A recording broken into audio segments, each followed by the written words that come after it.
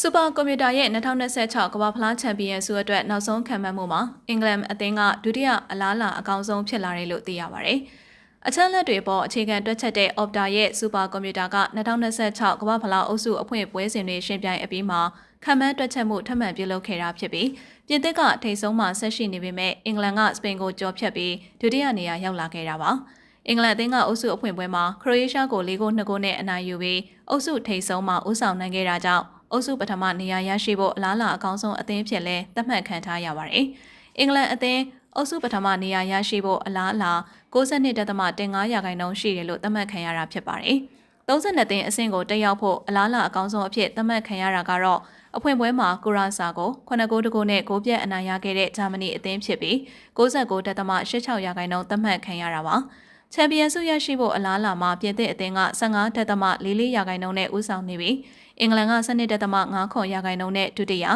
စပိန်က12.16%နဲ့တတိယနေရာ၊အာဂျင်တီးနားက17.93%နဲ့စတုတ္ထနေရာမှာရှိနေတယ်လို့သိရပါတယ်။